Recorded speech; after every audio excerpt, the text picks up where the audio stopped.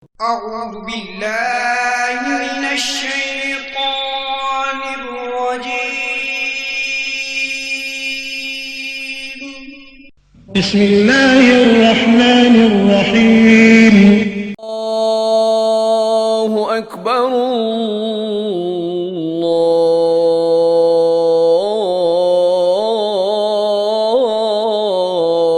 الله أكبر أشهد أن لا إله إلا الله أشهد أن محمدا رسول الله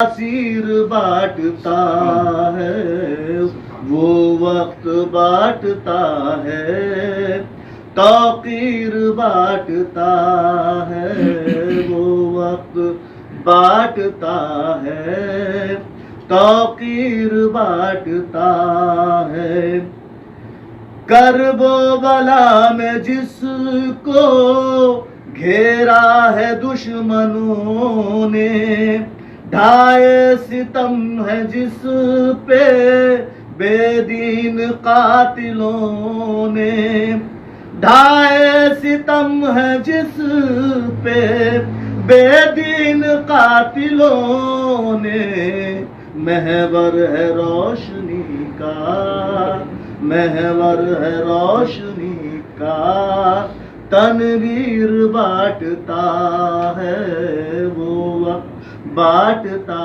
ہے توقیر بانٹتا ہے وہ وقت بانٹتا ہے توقیر بانٹتا ہے ایک بے زباں کو دیکھو مقتل میں مسکرانا جرت پہ اس جری کے حیران ہے زمانہ جرت پہ اس جری کے حیران ہے زمانہ جینے کی ہر علامت جینے کی ہر علامت بے شیر بانٹتا ہے وہ وقت بانٹتا ہے توقیر بانٹتا ہے وہ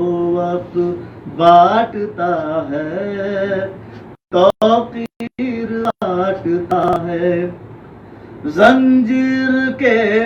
زنجیر لے کے آؤ فرش عزائش پر آواز خود لہو دے ہر زخم نو سے گر کر آواز خود لہو دے ہر زخم نو سے گر کے کرتے ہو جس کا ماتم کرتے ہو جس کا ماتم اکسیر بانٹتا ہے وہ وقت بانٹتا ہے توقیر بانٹتا ہے وہ وقت بانٹتا ہے توقیر بانٹتا ہے رحمان کے لبوں پر انصار ہے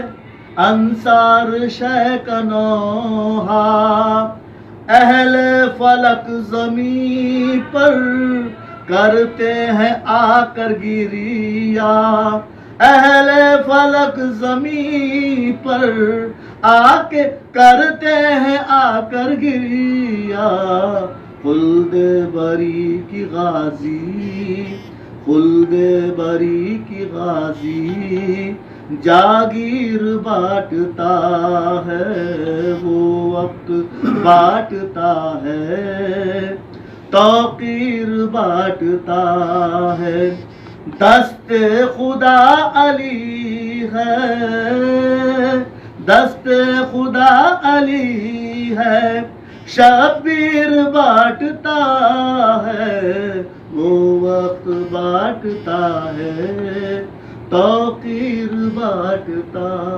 ہے وہ. نعرہ صاحب اللهم صل على محمد وآل محمد وعجل فرجه.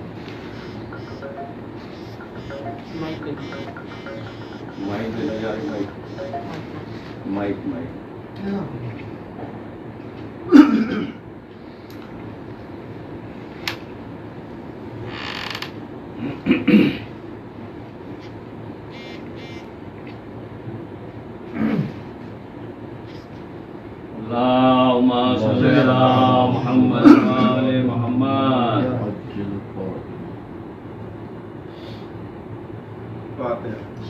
بسم الله الرحمن الرحيم.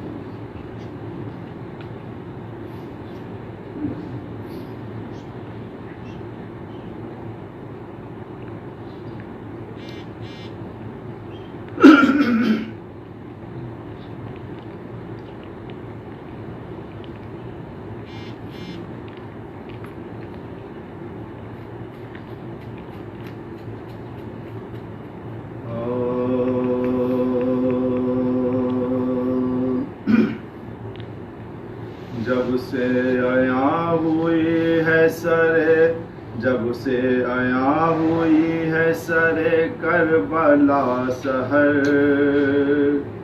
جب سے عیاں ہوئی ہے سرے کربلا سحر، ہر لمحہ ایک پہاڑ ہے قلب حبیب پر، گرما رہے ہیں اپنے فرس کو ادھر ادھر، مطلب یہ ہے کہ اذن ملے مجھ کو پیشتر، مطلب یہ ہے کہ اذن ملے مجھ کو پیشتر،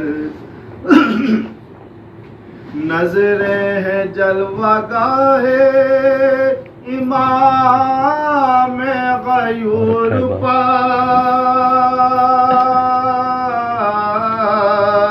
گھوڑے پہیں حبیب کے موسیٰ ہیں طور پر، گھوڑے پہیں حبیب کے موسیٰ ہیں طور پر، ہوتے ہیں بے قرار تو کرتے ہیں یہ دعا، ہوتے ہیں بے قرار تو کرتے ہیں یہ دعا، اے کار ساز تو میری مشکل میں کام آ، میں ہوں چراغ صبح امید حیات کیا، ناگاہ آ کے قاسم مضطر نے یہ کہا، ناگاہ آ کے قاسم مضطر نے یہ کہا، اب کچھ حرم میں دیر نہیں ہے امام کو،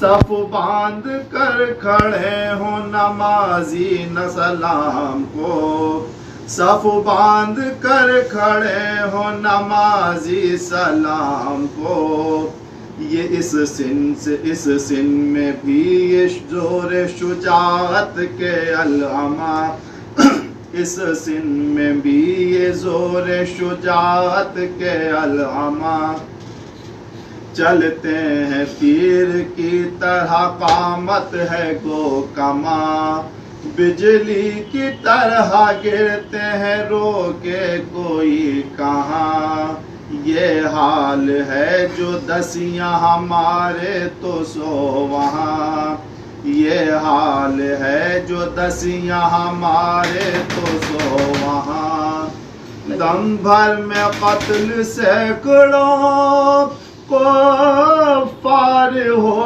گئے، ہم کیا کمر میں آ گیا تلوار ہو گئے، حالانکہ ایسی دھوپ میں ہے تشنگی کمال، آتا نہیں زباں پہ مگر پیاس کا سوال، اس حال میں بھی ہے وہی خودداریوں کا حال، کہتے ہیں پانی غیر سے مانگیں یہ ہے محال، کہتے ہیں پانی غیر سے مانگیں یہ ہے محال، کیوں التجا کریں سپاہ بد صفات سے، کوثر کچھ ایسا دور نہیں ہے فرات سے، کوثر کچھ ایسا دور نہیں ہے فرات سے، پہنچے جو لڑتے لڑتے بن سعد کے قریب، چاروں طرف سے ٹوٹ پڑے دشمنان دین، زخموں سے چور ہو کے جھکے جانب زمین، رکھ دی برائے سجدہ حق خاک پر جبین، رکھ دی برائے سجدہ حق خاک پر جبین، آواز دی کہ یا شہ ابرار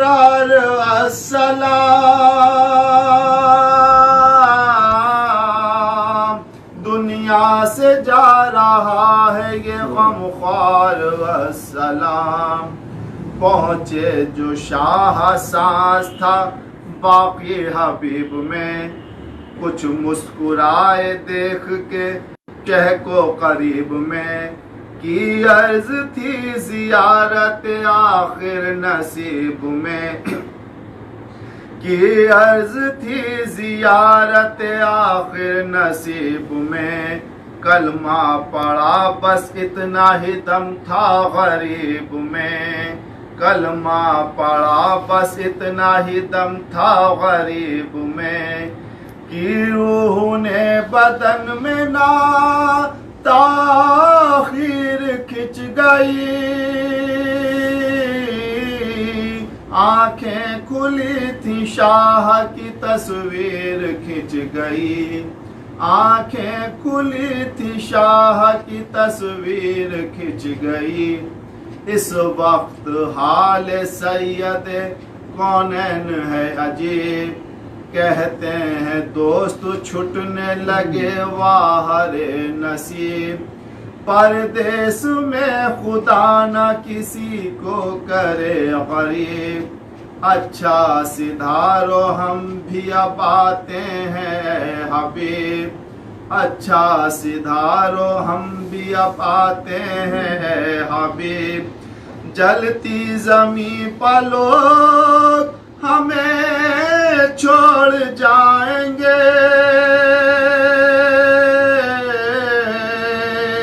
ہم بھی کفن تمہاری طرح نہ پائیں گے، ہم بھی کفن تمہاری طرح سے نہ پائیں گے، کہنا یہ جا کے فاطمہ زہرا سے میری بات، کوئی نہیں حسین کا اب جز خدا کی ذات، ہوں گے اسیر عصر کو ناموں سے خوش صفات، اصغر کو کون لے گا کہ ہوں گے رسن میں ہاتھ، اصغر کو کون لے گا کہ ہوں گے رسن میں ہاتھ، بھیجوں جو میں تو گود میں لینا سنبھال کے،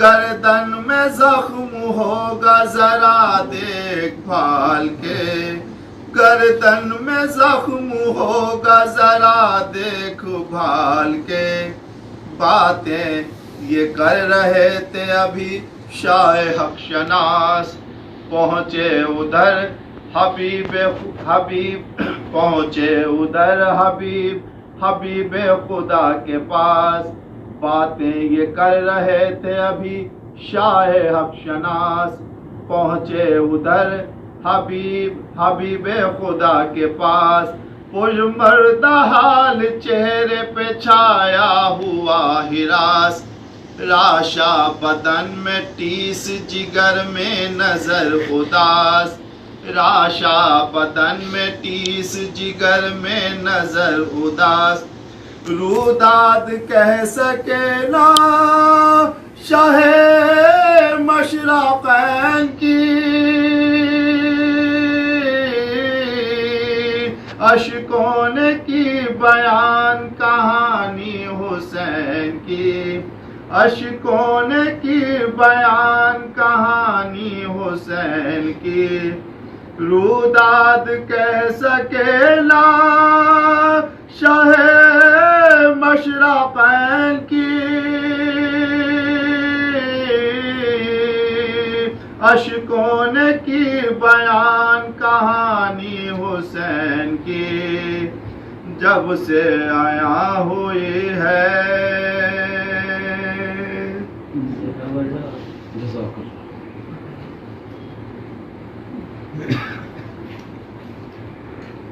آواز بلند سلوات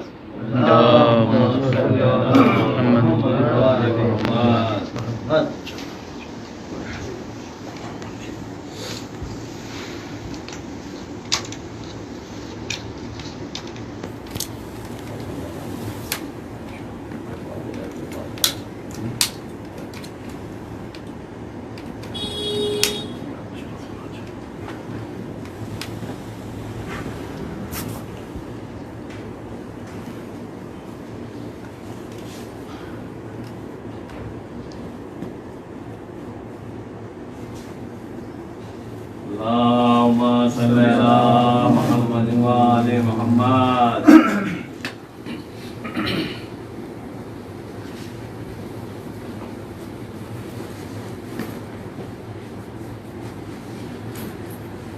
فاتحة.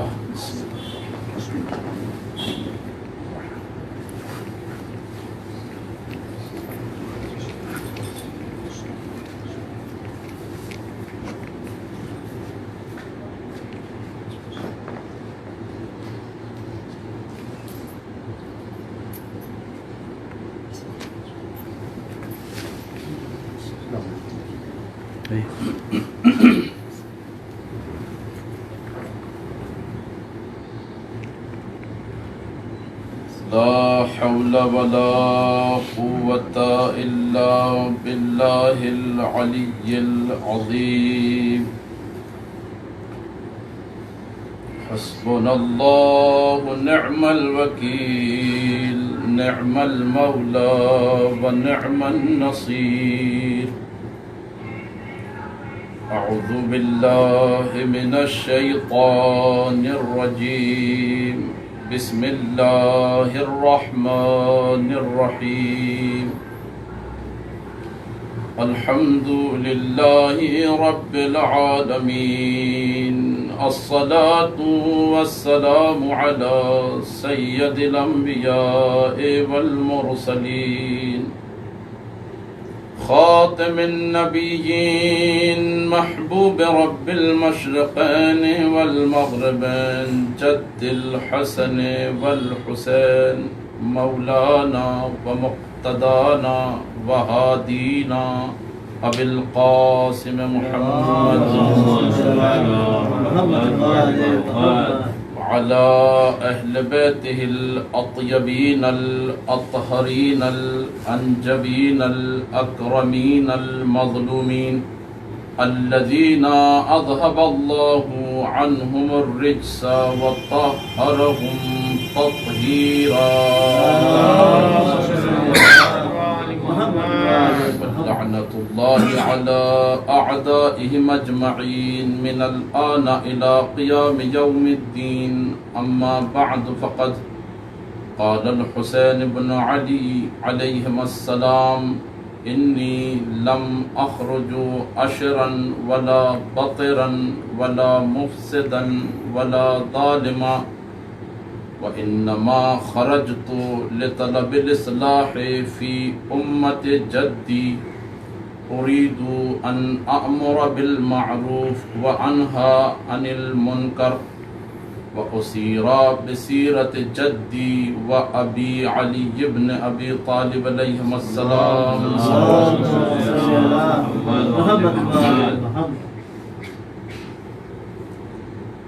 تو محرم آج نمودار ہو چکی ہے، اور ہمارے دل عزائے سید الشہداء سے مطمئن نہیں ہے. وہ انداز، وہ طریقہ جو ہمارے فرش عزا کے بچھانے کا ہوتا تھا وہ اس سال میسر نہیں ہے. لیکن ہم بارگاہ سید الشہداء میں خود انہی کے واسطے سے اور ان کی مادر گرامی کے شکستہ پہلو کے واسطے سے یہ دعا کرتے ہیں، پروردگارا یہ مصیبت کا سال پہلا اور آخری سال ہو، اور خداوند عالم اس مصیبت اور اس وبا سے جلد از جلد تمام مومنین کو، تمام دنیا کو نجات عطا کرے. تمام مذاہب، تمام فرقے اپنے اپنے اعتبار سے جو بھی پروگرامز کرتے ہیں وہ سب پریشان ہیں. خصوصاً شہزادی کی عرصہ داری کے لیے ہم جس فرش عزا کا اہتمام کرتے ہیں، ہمارے یہاں کوئی قید نہیں ہوتی تھی، ہمارے یہاں کسی طریقے کی پابندی نہیں ہوتی تھی، بلکہ کچھ لوگوں نے تو یہاں تک کہا در حسین پر ملتے ہیں ہر خیال کے لوگ، یہ اتحاد کا مرکز ہے آدمی کے لیے. لیکن آج یہ عجیب مصیبت کی گھڑی ہے کہ ہم اپنے دروازے پہ آنے والے کو ہاتھ جوڑ کر معذرت کرنے کے لیے تیار ہیں.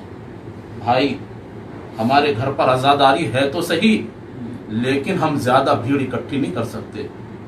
واقعاً یہ دل تڑپتا ہے، یہ دل روتا ہے یہ جملے کہتے ہوئے کہ ہم زیادہ اہتمام نہیں کر سکتے لوگوں کو بٹھانے کے لیے، لوگوں کو اکٹھا کرنے کے لیے.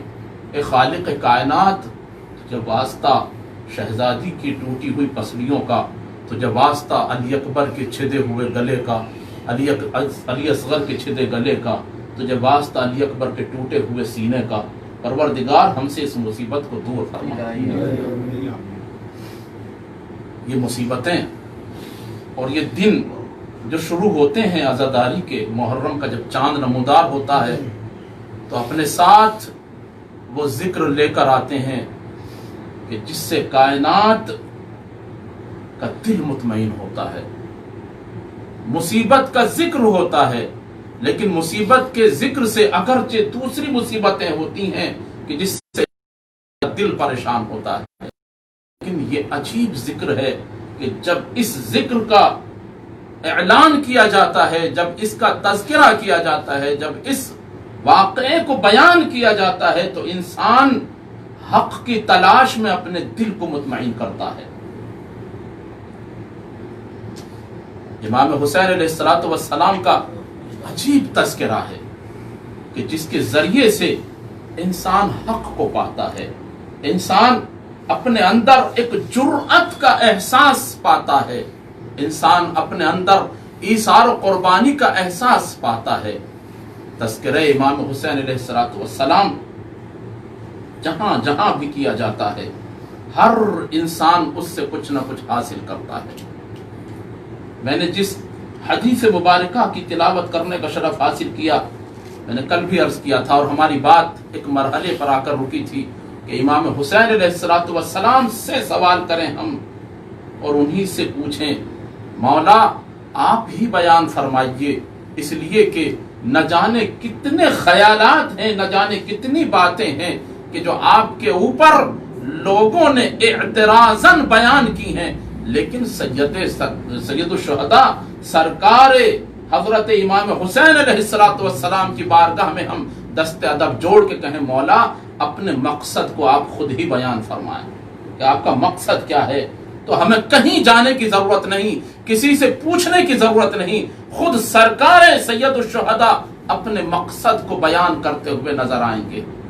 میں نے کل بھی عرض کیا تھا، یا مکے سے نکلتے ہوئے یا مدینے سے نکلتے ہوئے امام نے محمد حنفیہ کو یہ بات بیان فرمائی، خط کے ذریعے سے یا اپنی وصیت کے ذریعے سے اگر مکے سے لکھا تو خط تھا، اور اگر مدینہ سے نکلتے ہوئے آپ نے ارشاد فرمایا تو یہ وصیت تھی امام کی. اور بہت ساری باتیں اس سے متعلق امام نے فرمائی.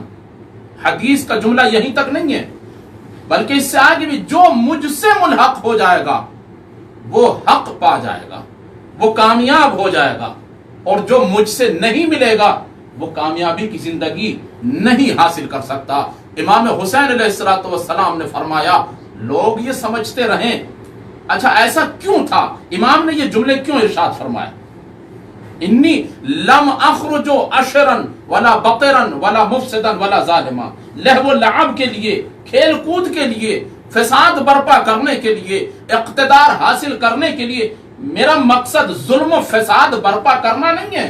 ان چیزوں کو حاصل کرنے کے لیے یا ان چیزوں کو برپا کرنے کے لیے میں خروج نہیں کر رہا ہوں، میں قیام نہیں کر رہا ہوں، میں مدینہ نہیں چھوڑ رہا ہوں. اس کا مطلب یہ ہوتا ہے کہ اس سے پہلے ایسا ہوتا رہا ہے کہ فساد بھی ہوا، ظلم و زیادتی بھی ہوئی، اقتدار حاصل کرنے کے لیے لوگوں نے نہ جانے کیسے کیسے حربوں کا استعمال کیا. کل بھی میں نے جب یہ بات عرض کی کہ امام حسین علیہ السلام کو کیا ضرورت تھی مدینہ چھوڑنے کی، کیا کربلا مدینے میں نہیں ہو سکتی تھی، کیا یہ قیام مدینے میں رہتے ہوئے امام انجام نہیں دے سکتے تھے، مدینے سے باہر نکلنے کی ضرورت نہیں تھی، خواتین کو، بچوں کو، بزرگوں کو اپنے ساتھ مدینے سے باہر لے جانے کی اور ان مصیبتوں میں اور ان آلام میں اور ان مشکلات میں گرفتار ہونے کی ضرورت نہیں تھی. آپ مدینے میں رہتے ہوئے قیام کرتے. مدینہ یوں بھی اصحاب رسول سے چھلک رہا تھا، مدینے میں یوں بھی سب آپ کو جانتے تھے، مدینے میں امام حسین علیہ السلام ہی نہیں بلکہ تمام اہل بیت کو پیغمبر اسلام نے متعارف کرایا تھا. اے مولا آپ مدینے میں رہتے ہوئے اس کام کو کیجئے، آپ کے بہت سارے ساتھی مل جائیں گے، اتنے اصحاب ہیں جو آپ کا ساتھ دینے کے لیے تیار ہو جائیں گے. تو عجب نہیں سرکار سید الشہداء آواز دیں میں نے اس مدینے کی تاریخ کو دیکھا ہے. اور کیوں نہ دیکھتے، انگشت رسالت کو پکڑ کے چلے ہیں حسین، آغوش رسالت میں پرورش پائی ہے حسین نے، مدینے کے تمام حالات سے واقف ہیں، کیا کیا گزرا ہے مدینے میں، بعد رسالت، بعد سرکار ختمی مرتبت کیا کیا مصیبتیں نہ اٹھائیں اہل بیت علیہ السلام نے.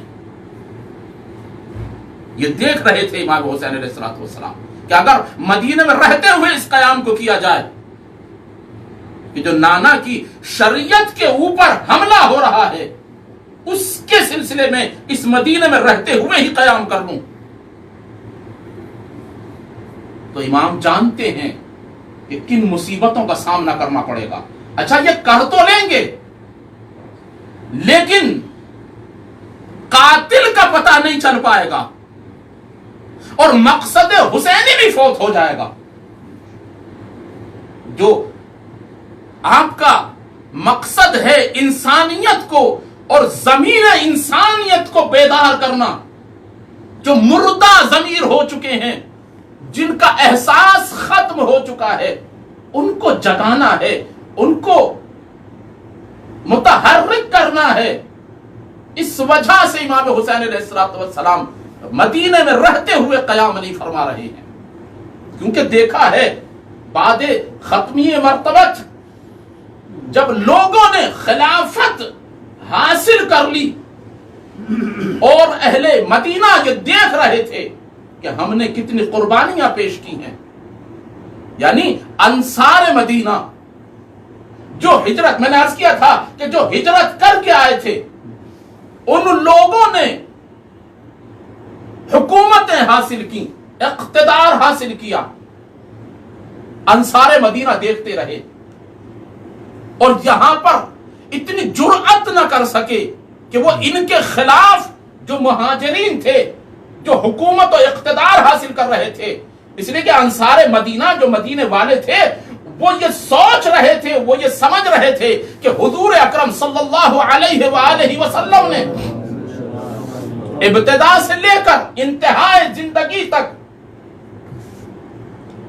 اہل بیت علیہ السلام کو یا جن کو اقتدار میں آنا چاہیے تھا ان کو متعارف کرایا ہے، لیکن متعارف کرانے کے باوجود وہ دیکھ یہ رہے تھے کہ ادھر رسول کی آنکھ بند ہوئی، ادھر اقتدار پر دوسرے لوگوں نے قبضہ کر لیا، اور اب یہ اتنے مضبوط تھے کہ مدینے والے انصار مدینہ ان کے خلاف کوئی قیام نہیں کر سکتے تھے، یہ اتنے مضبوط ہو چکے تھے۔ جب دولت بٹنے لگی اس میں انصار کا کوئی حصہ نہیں تھا، جب اقتدار تقسیم ہونے لگا اس میں اہل مدینہ کا کوئی حصہ نہیں تھا، ہر اعتبار سے مہاجرین نے قبضہ کر لیا تھا۔ تو اب امام حسین علیہ السلام مدینے میں رہتے ہوئے چاہتے بھی کہ میں یہاں قیام کر لوں تو کیسے ممکن تھا، اس لیے کہ امام حسین علیہ السلام نے اسی مدینے میں دیکھا دروازہ جلایا گیا، اسی مدینے میں دیکھا کہ میرے بھائی کے لاشے پر تیروں کی بارش کرائی گئی، مدینے کا ایک شخص نکل کے آ کر یہ کہہ دیتا کہ تم یہ کیا کر رہے ہو، ایک شخص نہ نکلا کہ جو مدینے کے لوگوں میں سے آ کر حمایت امام حسن اور امام حسین علیہ السلام میں آواز کو بلند کرتا۔ تو کس بنیاد پر امام حسین علیہ السلام اس مدینے میں رہتے ہوئے قیام کرتے؟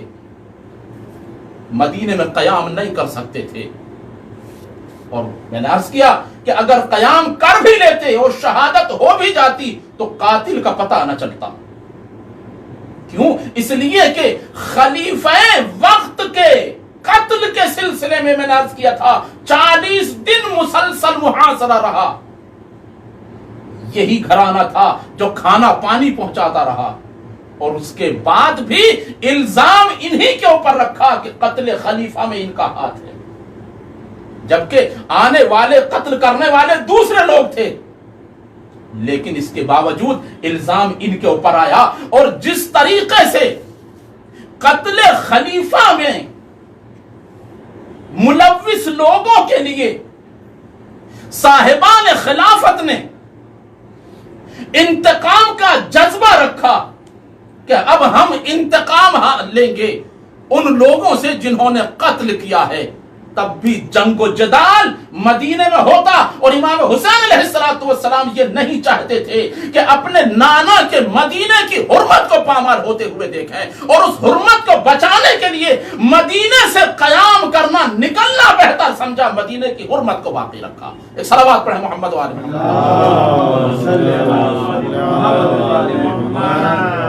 مدینے کی حرمت کو باقی رکھا، اور یہاں پر یہ نہیں ہونے دیا کہ انتقام کے لیے ایک گروپ کھڑا ہو جائے اور وہ اصل مقصد حسینی کو دفن کر دے۔ امام نے یہاں قیام نہیں کیا، امام نے 28 رجب کو مدینہ چھوڑا اور 3 شعبان کو آپ مکے پہنچ گئے۔ مولا مدینہ بہتر جگہ نہیں ہے تو آپ مکے میں قیام کر لیتے، مکے میں بھی تو قیام کیا جا سکتا تھا، مکے میں بھی کربلا بنائی جا سکتی تھی، لیکن مکے میں بھی وجوہات تھیں کہ مکے کو آپ نے قیام گاہ کیوں نہیں بنایا، حرمت مدینہ کو پامال ہونے سے بچایا۔ اور مکے پہنچنے کے بعد مکے میں عام طور پر اس زمانے میں بھی اور آج بھی ماہ مبارک رمضان سے حاجیوں کے آنے کا سلسلہ شروع ہو جاتا ہے۔ ماہ مبارک رمضان میں لوگ مکے میں رہتے ہیں اور وہیں سے ایک لمبا سفر ہوتا ہے جب تک حج کا اتمام ہوتا ہے۔ امام حسین علیہ السلام مکے آئے، 3 شعبان کو مکے پہنچ گئے۔ اب آپ دیکھیں یہاں سے شعبان، رمضان، شوال، ذیقعد اور ذیالحج، یہ تقریباً 5 مہینے کا عرصہ ہے۔ مسلسل 4 مہینے کا عرصہ تو ہے ہی کہ جس میں امام حسین علیہ السلام مستقل مکے میں رہے ہیں، اور مکے میں رہ کر آپ نے جو لوگوں کو خطوط لکھے ہیں، جو لوگوں سے مدد طلب کرنے کے لیے لوگوں کو آگاہ کیا ہے، وہ یہ بتاتا ہے کہ امام حسین علیہ السلام تنہا اس مقصد کے لیے نہیں اٹھے ہیں، بلکہ تمام لوگوں تک پیغام پہنچا رہے ہیں۔ اور کوفے سے تو امام کے پاس تقریباً 18,000 کی تعداد ملتی ہے، 18,000 کی تعداد میں خطوط آئے کوفے سے۔ اگرچہ کوفے کے سلسلے میں لوگوں کے خیالات اچھے نہیں ہیں، کوفے کے سلسلے میں لوگ بیان یہ کرتے ہیں کہ کوفے والوں نے وفا نہیں کی، جبکہ ایسا نہیں ہے۔ اگر تاریخ کا مطالعہ کیا جائے تو پتہ چلے گا کہ کوفے والوں نے ہی امام حسین علیہ السلام کی آواز پر لبیک کہنے کے لیے اپنے احساسات کے زندہ ہونے کا ثبوت پیش کیا ہے۔ مدینے سے کتنے لوگ آئے امام حسین علیہ السلام کے ساتھ؟ بنی ہاشم کے علاوہ کوئی نہیں ہے۔ مکے سے کتنے لوگ امام کے ساتھ چلے ہیں؟ کوئی نہیں ملتا۔ لیکن کوفے سے تقریباً 64 افراد ہیں جو کربلا میں موجود ہیں، جنہوں نے امام حسین علیہ السلام کے ساتھ جام شہادت نوش کیا ہے، وہ کوفے والے ہی ہیں۔ مکے میں رہتے ہوئے آپ نے کیوں قیام نہیں کیا؟ مولا آپ مکے میں رہتے ہوئے اس اقدام کو کر لیتے، لیکن یہاں بھی حرمت خانہ کعبہ کا احساس تھا امام کو۔ یزید چاہتا کیا ہے؟ یزید کا مقصد صرف یہ ہے جو میں کہوں وہ حسین مان لیں۔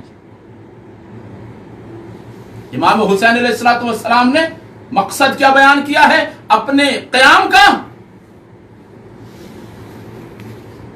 وَإِنَّمَا خَرَجْتُ لِطَلَبِ الْإِصْلَاحِ فِي أُمَّةِ جَدِّي۔ وہ اصلاح کیا ہے؟ وہ احساس جو مردہ ہو چکا ہے، وہ ضمیر جو سو چکے ہیں، ان کو جگانا مقصد ہے امام حسین علیہ السلام کا۔ اور اس کو جگائیں تو کس طریقے سے جگائیں، اس احساس کو زندہ کریں تو کس طرح سے کریں؟ امام حسین علیہ السلام نے مکے میں رہتے ہوئے یہ محسوس کر لیا کہ جب حج کا زمانہ آیا تو یزید نے ایک لشکر تیار کیا، تقریباً 40 افراد پر مشتمل یہ لشکر یزید نے تیار کیا، اور اس نے امام حسین علیہ السلام کو اگر مدینے میں یہ کام نہیں کر سکا تو مکے میں اس کام کو انجام دینے کے لیے پوری کوشش کی، اس لیے کہ مدینے میں نہ عمرے کا موقع ہے نہ حج ہوتا ہے، لہذا مکے میں اس کام کو انجام دیا جا سکتا تھا، اور مکے میں 40 افراد پر مشتمل ایک لشکر تیار کر کے، اور اس کو بھی اس انداز سے کہ 3 حصوں میں تقسیم کیا، 3 حصوں میں تقسیم کر کے الگ الگ ذمہ داری دی، اور تینوں لشکروں کو ایک دوسرے کی خبر نہیں ہونے دی۔ ان کو جو تمرین کرائی گئی وہ اس انداز سے کہ پہلے لشکر کو دوسرے کی خبر نہ ہو، دوسرے لشکر کو پہلے کی خبر نہ ہو۔ کس کی کیا ذمہ داری ہے، کیا مأموریت ہے، وہ ایک دوسرے کو پتہ نہ چلے، اور تینوں کا مقصد یہ ہے کہ وہ امام حسین کو قتل کر دیں۔ اگر مدینے میں یہ کام انجام نہیں دے سکے تو مکے میں چاہتے ہیں کہ اس کام کو انجام دے دیا جائے اور امام حسین علیہ السلام کو مکے میں قتل کر دیا جائے، بات تمام ہو جائے۔ لیکن امام حسین علیہ السلام کی حکمت اور آپ کی فراست اور امامت کا تقاضا یہ تھا کہ امام حسین علیہ السلام حکمت عملی سے کام لے، اور وہ کام لیا امام نے. محسوس کر لیا آپ نے کہ مکہ اب امن کی جگہ نہیں رہا. ایک یزید نے جو لشکر تیار کیا وہ اس انداز سے کہ پہلا لشکر امام حسین علیہ السلام کو قتل کر دے. جہاں پائے، سعی کے میدان میں ہو، منا کے میدان میں ہو، جمرات کرتے ہوئے ہو، طواف کرتے ہوئے ہو، جہاں بھی پاؤ خنجر امام حسین علیہ السلام کو مار کے قتل کر دیا جائے. دوسرا لشکر وہاں شور و غوا کرنے لگے، ہنگامہ مچانے لگے اور ڈھونڈنے لگے کس نے یہ کام انجام دیا ہے، کس نے قتل کیا امام حسین علیہ السلام کو، کون تھا جو قاتل تھا. اور تیسرا لشکر آئے اور آنے کے بعد وہ شور اور ہنگامہ مچا کر یہ کہے کہ اب مکہ اور خانہ کعبہ امن کی جگہ نہیں ہے، اب کوئی حج نہیں ہوگا، لہذا حج کے اوپر پابندیاں لگا کر حج کو ختم کر دیا جائے کہ جب امن اللہ کے گھر میں نہیں ہوگا تو پھر کہاں پر امن ہوگا. مقصد یہ تھا کہ حج بھی ختم، نماز کا انکار کر چکا ہے، روزے کا انکار کر چکا ہے. حج ایک ایسی عبادت ہے کہ جو ساری دنیا سے لوگ مکے اکٹھے ہوتے ہیں اور اکٹھا ہونے کے بعد اس عبادت الہی کو انجام دیتے ہیں. لہذا سب کے سامنے اگر نماز کا انکار کیا ہے تو تنہائی میں ہے، اگر روزے کا انکار کیا ہے تو تنہائی میں ہے. حج جو سب سے بڑی عبادت ہے، اس عبادت کو ساری دنیا کے سامنے ختم کر کے یزید چاہتا تھا کہ یزید شریعت کو نیست و نابود کر دے، لیکن امام حسین علیہ السلام نے اپنے حج کو عمرے سے بدل کر یزید کے مقصد کو فوت کیا اور شریعت کی حفاظت بھی فرمائی. صلوات بھیج دیں محمد و آل محمد. شریعت کی حفاظت بھی فرمائی. کیوں چھوڑ دیا؟ اس وجہ سے کہ پھر وہی بات آتی ہے کہ اگر مکے کو نہ چھوڑتے، مکے کا انتخاب کر لیتے قیام کے لیے، تو مقصد حسینی فوت ہو جاتا، قاتل کا پتہ نہ چلتا. کیوں؟ اس لیے کہ قتل کرنے والے بلوائی تھے، بہت سارے تھے. کس کو ڈھونڈا جاتا؟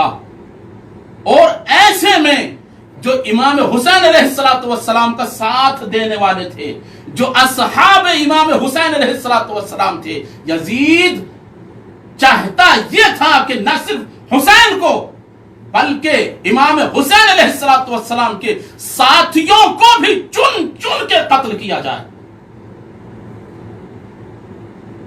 جیسے مولا کے چاہنے والوں کو، امام علی علیہ السلام کے چاہنے والوں کو ڈھونڈ ڈھونڈ کے تلاش کر کر کے قتل کیا. یزید چاہتا یہ تھا کہ ہمارے اس مشن میں ہم کامیابی حاصل کر لیں گے، لیکن امامت کی حکمت عملی کو کون پہنچ سکتا ہے؟ وہ کہ جس نے علم اللہ کے علم سے حاصل کیا ہو، جس کو خداوند تعالی نے اپنا علم عطا کر کے بھیجا ہو، اس کی حکمت کو کون پہنچ سکتا ہے؟ امام حسین علیہ السلام نے اس حکمت کا استعمال کیا، یزید کے مقصد کو فوت کیا. اگر امام حسین علیہ السلام کربلا مکے میں بناتے، اگر قیام مکے میں کر لیتے اور قتل ہو جاتا امام حسین علیہ السلام کا، تو قاتل کا پتہ نہ چلتا، مقصد حسینی بھی فوت ہو جاتا. اور قاتل کا مقصد کیا ہے کہ نہ صرف حسین کو قتل کرے بلکہ تمام اصحاب کو یہ کہہ کے ڈھونڈ ڈھونڈ کے قتل کیا جاتا کہ شاید انہوں نے قتل کیا ہوگا. امام حسین نے خود کو بھی بچایا اور اپنے اصحاب کو بھی محفوظ کر لیا، اور مقصد یزید کو زمین میں مٹی میں ملا کے بتایا کہ یزید تو پہلے سے ظالم تھا اور اپنے مقصد میں کامیاب نہ ہو سکا، اب بھی تجھے تیرے مقصد میں کامیاب نہیں ہونے دوں گا. اور وہ بھی ایک مرحلہ باقی تھا. امام حسین نے مکہ چھوڑ دیا اور اب آپ کوفے کی جانب روانہ ہیں. کیوں؟ اس لیے کہ وہاں سے خطوط آ چکے ہیں. اچھا، کوفہ جو شہر ہے یہ عجیب انداز سے بسایا گیا. کوفہ خلیفہ ثانی کے دور میں بسایا گیا، کیونکہ حجاز کا جو موسم ہے اور ایران کا موسم یہ دونوں مطابقت نہیں رکھتے، تو فوجی چھاونی کی شکل میں کوفے کو بسایا گیا تاکہ، چونکہ کوفہ عراق کا حصہ ہے اور عراق میں حجاز کی جو گرمی ہے، جو وہاں کے موسم کا توافق ہے، جو موافقت ہے، وہ کوفے میں ہے، لہذا چھاونی کی شکل میں کوفے کو بسایا گیا۔ تقریباً 5 لاکھ لوگوں کی آبادی تھی اس وقت، چھوٹا شہر نہیں تھا، کافی بڑا شہر تھا، اور تقریباً 1 لاکھ فوجی وہاں پر تھے۔ زیاد جس کے بعد اس کا بیٹا وہاں کا حاکم بنایا گیا، وہاں کا گورنر بنایا گیا، جو امام حسین علیہ السلام کے قتل کا سبب بنا۔ ابن زیاد، خود زیاد کہتا ہے کہ علی کے چاہنے والے، علی کے ماننے والوں کو میں نہیں جانتا کہ جو میری تلوار سے قتل نہ ہوئے ہوں، جن کو میں نے قبروں میں سلایا نہ ہو۔ کتنی آبادی ہے؟ تقریباً 5 لاکھ کی۔ ہمارے اوپر یہ الزام بھی آتا ہے نا کہ ہم نے حسین کو قتل کیا ہے، شیعوں نے ہی بلایا تھا اور انہوں نے ہی قتل کر دیا۔ شہر کس کا بسایا ہوا ہے؟ خلیفہ ثانی کا، چاہنے والے انہی کے ہیں۔ امام حسین علیہ السلام کے چاہنے والے یہ 18,000 بدقت تمام نکلے ہیں۔ 5 لاکھ میں سے اگر 18,000 کو نکالا جائے تو کتنا پرسنٹ بیٹھے گا؟ 5 لاکھ میں سے الزام جو یہ دیا جاتا ہے کہ شیعوں نے بلایا تھا، شیعوں نے قتل کیا، تو دراصل شیعوں نے قتل نہیں کیا۔ اور آپ دیکھیں مدینہ جو اصحاب سے بھرا ہوا تھا، مکہ جو فتح مکہ کے بعد وہاں بھی اصحاب کی ایک بڑی تعداد تھی، کتنے لوگ نکلے مدد کے لیے، کتنے لوگوں نے امام حسین علیہ السلام کی مدد کرنے کا وعدہ کیا، کتنے لوگ ساتھ میں آئے، مدینے سے کتنے لوگ تھے، مکے سے کتنے لوگ تھے۔ لیکن جب یہ کوفے والوں نے محسوس کیا کہ فرزند رسول نے مدینہ چھوڑ دیا ہے، ایک پناہ گاہ کی تلاش میں ہے، تو 18,000 خطوط کوفے سے امام حسین علیہ السلام کو لکھے۔ 18,000 تقریباً وہ لوگ کہ جنہوں نے جناب مسلم کے ہاتھوں پہ بیعت کی ہے، ان کی تعداد تقریباً 18,000 ہے، جو امام حسین علیہ السلام کو بلا رہے ہیں مختلف انداز سے۔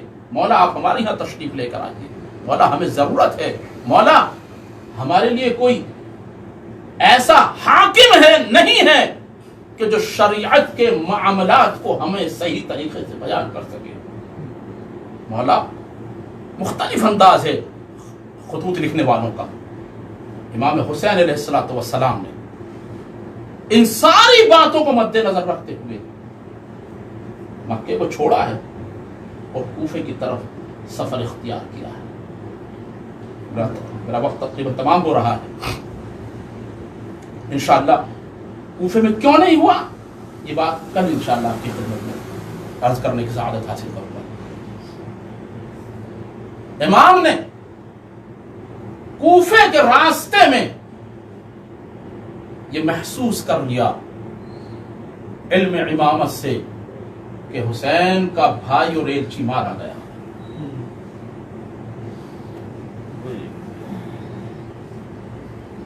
کوفے نہیں گئے، کوفے کی طرف سے ابن زیاد نے تقریباً 5,000 کے لشکر کے ساتھ حور کو بھیجا کہ حسین کو کوفے لے کر آؤ۔ امام نے راستہ تبدیل کیا اور کربلا سے 1 منزل پہلے، قادسیہ کے بعد 1 منزل پہلے امام حسین علیہ السلام کا سامنا حر کے لشکر سے ہوا۔ ابھی حر کو بھی پتا نہیں ہے معاملہ کیا ہے، اس کو صرف یہ پتا ہے کہ امام حسین کو کوفے لے کر جانا ہے۔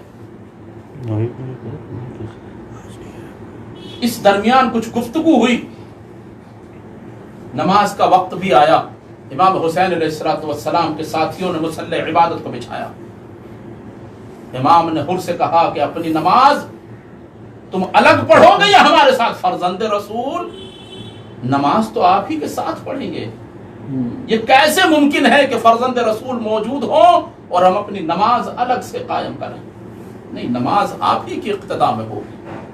نماز تمام ہوئی، امام حسین علیہ السلام چاہتے ہیں سفر کو ادامہ دیں، لیکن حر چاہتا ہے کہ حسین علیہ السلام کو کوفے کی طرف لے کر جائیں۔ لیکن یہیں پر امام حسین علیہ السلام کا لشکر خود کاروان حسینی جو کربلا کی طرف جا رہا ہے، اور ایک مرحلے پر پہنچ کر جب دونوں میں تکرار ہوئی اور چاہتا تھا کوفے لے کر جائے، امام حسین علیہ السلام کربلا کی طرف جا رہا تھا۔ ابھی کربلا کوئی جانتا نہیں تھا اس انداز سے، کربلا کوئی شہر نہیں تھا، اور یہاں جب تکرار بڑھی اور حر کے لشکر کو محسوس کیا امام حسین علیہ السلام نے، حر کا لشکر پیاسا ہے، گرمی کا زمانہ ہے، دھوپ کی تمازت ہے، اپنے اصحاب کو حکم دیا حر کے لشکر کو پانی پلایا۔ حر کے لشکر کو پانی پلایا گیا، حر کے لشکر میں جو جانور تھے ان کو بھی پانی پلایا گیا۔ امام حسین جانتے ہیں کس حکمت کا استعمال کرنا ہے۔ تکرار بڑھی، امام نے فرمایا لجام فرس حسینی پر حر نے ہاتھ ڈالا کہ میں آپ کو کوفے لے جا کر رہوں گا۔ امام نے فرمایا ثقلت کا اموں کا یا حر، حر تیری ماں تیرے ماتم میں بیٹھے، تیری ماں تیرا غم اٹھائے۔ پلٹ کر حر نے ایک جملہ کہا، مولا اگر آپ کی ماں خاتون جنت نہ ہوتی تو یہ میں جملہ کہنے کی جرات کر سکتا تھا، لیکن شہزادی کونین خاتون جنت آپ کی مادر گرامی ہے، میں یہ جملہ آپ کے لیے تو ادا بھی نہیں کر سکتا۔ امام نے محسوس کیا کہ حر احساس کے جس مرحلے میں ہے اس کو ایک دن پلٹ کر ہماری بارگاہ میں آنا ہے، اور امام حسین علیہ السلام وارد کربلا ہو گئے۔ کربلا کی سرزمین معلوم کیا لوگوں سے، فرس حسینی رک گیا چلتے چلتے، امام گھوڑے سے اترے اور اترنے کے بعد لوگوں کو بلایا، بنی اسد والے آئے، معلوم کیا اس زمین کو کیا کہتے ہیں، کسی نے نینوا اس کا نام بتایا، کسی نے غادریہ اس کا نام بتایا، کسی نے شبت فرات نام بتایا، اور کسی نے کرب و بلا بتایا۔ تاریخ کہتی ہے امام حسین علیہ السلام نے 7 رہوار بدلے، لیکن کوئی بھی گھوڑا امام کا آگے نہیں بڑھتا تھا، قدم نہیں بڑھاتا تھا۔ امام نے ایک مشت خاک اٹھائی اور خاک کو سونگ کر محسوس کیا، اور اپنے لشکر والوں سے کہا یہی وہ زمین ہے، یہی وہ سرزمین ہے جہاں ہمارا خون بہایا جائے گا، لشکر کو اتار دو۔ تمام لشکر کو اتارا گیا۔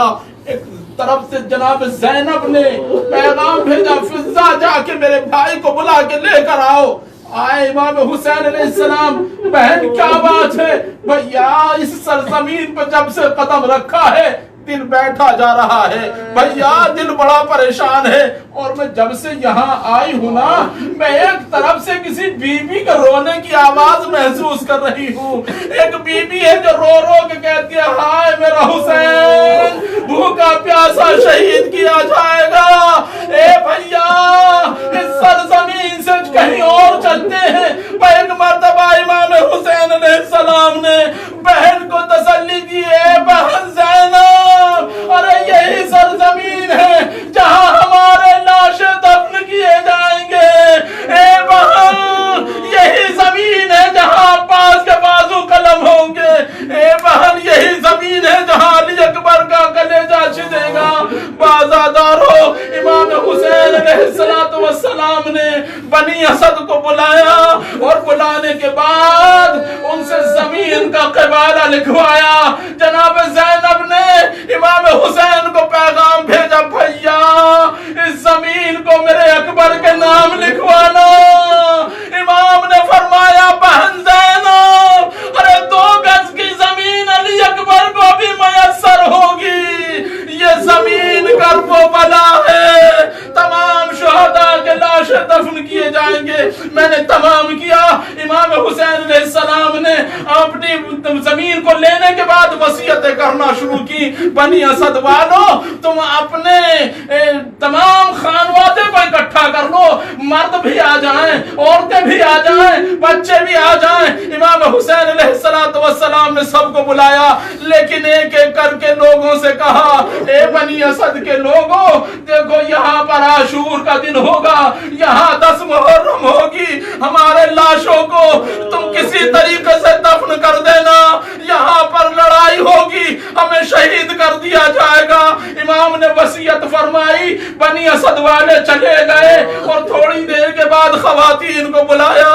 امام حسین علیہ السلام نے خواتین کو وصیت کی کہ خواتین, ارے یہ دیکھو تمہارے مرد اگر یزیدی لشکر کے خوف سے نہ آ سکے تو تم رات کے سناٹے میں آنا اور ہماری لاشوں کے اوپر ایک ایک مشت خاک ڈال دینا.